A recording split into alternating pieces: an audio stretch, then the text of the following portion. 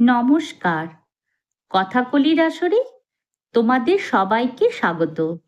আজ আমি তোমাদের পাঠ করে শোনাব সেরা রূপকথার গল্প থেকে আশরফ সিদ্দিকী রচিত রূপনগরের আলোর খেলা গল্পটি। রাজসভায় বসেছিলেন রূপনগরের রাজা। দূর থেকে দেখতে পেলেন সামনের রাজ উদ্যানে 10-12 লেঠেল জমায়েত হয়েছে পূর্ব দিকে, ভোগের দালানের ভগ্নাবশেষের সম্মুখে। পশ্চিমে শিবের মন্দির, যার পাশে ব্রহ্মদৈত্য বাস করতেন, যার সাক্ষাৎ বাড়ির দাসী চাকরানীরা কখনো কখনো রাত দুপুরে দেখতে পেত। ধোঁয়ার মতো যার ধর, আতকুয়াশার মতো যার জটা। আর দক্ষিণে প্রজার আঙিনা, যে আঙিনায় লক্ষ্য বলি হয়েছিল বলে একটা কবন্ধ জন্মেছিলেন। একে কেউ দেখেননি, কিন্তু সকলেই ভয় করতেন। এ সমস্ত কথা ভাবছিলেন রূপনগরের রাজা। এমন সময় মহামন্ত্রী বললেন, মহারাজ, মহাশক্তি পরীক্ষা দিন, আপনি চলুন রাজ উদ্যানে। মহামন্ত্রীর অনুরোধে রাজা চলে এলেন রাজ উদ্যানে। লেঠেলদের খেলা দেখবার জন্য লোক জমেছিল কম নয়। বীরকুমার তার সৈন্য সামন্ত কোথায় দাঁড়াবে তারই ব্যবস্থা করছিল। কি চেহারা তার! গৌরবর্ণ, মাথায় 6 ফুটের উপর লম্বা, গালে পাকা দাড়ি, গোপ ছাটা। সে ছিল ওদিনের সব সেরা লড়কিওয়ালা। এমন সময় মহামন্ত্রী রাজাকে বললেন, রাজামশাই, শক্তিধরকে একবার খেলা দেখাতে হুকুম করুন না। শক্তিধর লেঠেল নয়, কিন্তু শুনেছি কি লাঠি, কি লড়কি, কি সরকি ও হাতে নিলে কোনো লেঠেল ওর সম্মুখে দাঁড়াতে পারে না। আমি হুকুম করলে ও না বলতে পারবে না, কারণ ও আমার অনুগত প্রজা। এরপর মহামন্ত্রী শক্তিধরকে ডাকলেন। ভিড়ের ভিতর থেকে একটা ছিপছিপে লোক বেরিয়ে এলো। এর শরীরে শুধু হাড় আর মাংস, চর্বি এক বিন্দু নেই, রং কালো, দেখতে সুপুরুষ।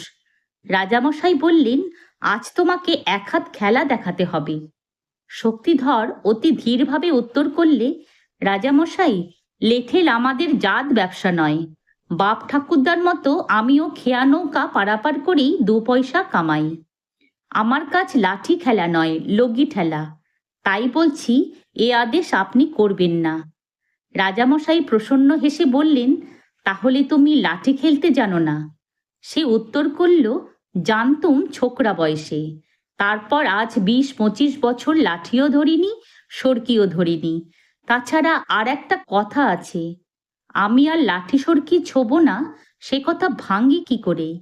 আপনার হুকুম বলে আমি না বলতে পারিনি। তবে আপনি যদি আমার কথাটি শোনেন, তবে জানি আর আমাকে আদেশ করবেন না। রাজা জিজ্ঞেস করলেন, কেন এরকম দিব্যি করেছিলে? শক্তিধর বললেন, ছেলেবেলায় এরা সব খেলা দেখাতো, আমিও খেলার লোভে এদের দলে ছুটে গিয়েছিলাম। আমার বয়স যখন বছর 20, তখন কি লাঠি, কি সরকি, কি লড়কিতে আমি হয়ে উঠলুম সকলের সেরা। এরা ভাবলে যে আমি কোনো তন্তর মন্তর শিখেছি, তার গুণে আমি সকলকেই হটিয়ে দিই। বিশ্বাস করুন, আমি তন্তর মন্তর কিছুই জানি নে। তবে আমার যা ছিল তা এদের কারও ছিল না। সে জিনিস হচ্ছে চোখ। আমি অন্যের চোখ ঘোরাফেরা দেখেই বুঝতুম যে হাতের লাঠি সরকির মার কোন দিক থেকে আসবে, কিন্তু আমার চোখ দেখে এরা কিছুই বুঝতে পারত না, আর শুধু মার খেত। শেষটা এরা সকলে মিলে যুক্তি করল যে আমাকে কালীবাড়ি নিয়ে গিয়ে হাড়ি কাঠে বলি দেবে। তারপর এক দুপুরে আমার বাড়ি চড়াও হয়ে আমাকে বিছানা থেকে তুলে আষ্টে পৃষ্ঠে বেঁধে আমাকে কালীবাড়ি নিয়ে গিয়ে হাড়ি কাঠ দেবার উদ্যোগ করল। খাড়া ছিল ওই গুলিখোর রঘু সর্দারের কাছে।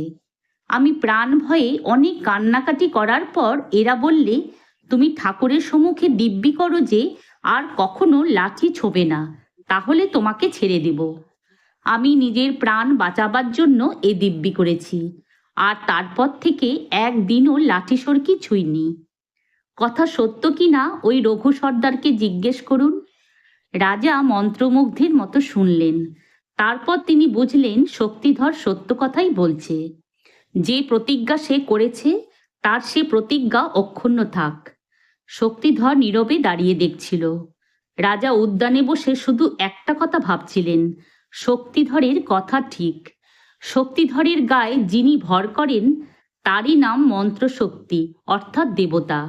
রূপনগরে আজ আলোর মেলা, তিনি শক্তিধরের কাছ থেকেই সে আলো পেলেন। যদি তোমাদের আজকের গল্পটি ভালো লেগে থাকে তাহলে একটা লাইক ও আমার এই চ্যানেলটিকে সাবস্ক্রাইব করে দিও, যাতে তোমাদের জন্য আরও অনেক নতুন নতুন গল্প নিয়ে আসতে পারি। ধন্যবাদ।